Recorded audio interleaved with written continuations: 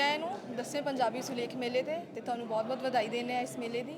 ਤੇ ਮੇਰਾ ਤੁਹਾਡੇ ਕੋਲ ਸਵਾਲ ਹੋਏਗਾ ਕਿ ਤੁਹਾਡੇ ਕੀ ਵਿਚਾਰ ਨੇ ਅੱਜ ਕੱਲ੍ਹ ਦੇ ਪੰਜਾਬੀ ਕਲਚਰ ਨੂੰ ਲੈ ਕੇ, ਤੇ ਤੁਹਾਡਾ ਕੀ ਮੈਸੇਜ ਹੋਏਗਾ ਅੱਜ ਕੱਲ੍ਹ ਦੀ ਯੂਥ ਨੂੰ ਆਪਣੀ ਸਕਾਫਤ ਤੇ ਆਪਣੀ ਮਾਂ ਬੋਲੀ ਪੰਜਾਬੀ ਨੂੰ ਲੈ ਕੇ?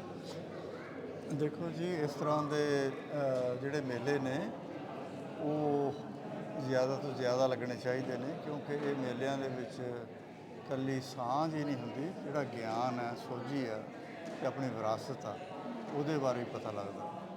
ਸੋ ਬੜਾ ਇਹਨਾਂ ਨੇ ਅੱਛਾ ਉਦਮ ਕੀਤਾ ਕਿ ਇਸ ਤਰ੍ਹਾਂ ਦੇ ਸਾਰੇ ਮੇਲੇ ਨੇ ਜਿਹੜੇ ਇਹ ਔਰਗੇਨਾਈਜ਼ ਕਰ ਰਹੇ ਨੇ, ਜਿੱਥੇ ਬੜੀਆਂ ਵਿਚਾਰਾਂ ਹੋਣਗੀਆਂ ਲਿਟਰੇਚਰ ਦੇ ਨਾਲ ਵੀ, ਕਲਚਰ ਦੇ ਨਾਲ ਵੀ ਅਤੇ ਸਾਡੀ ਵਿਰਾਸਤ ਦੇ ਨਾਲ ਵੀ।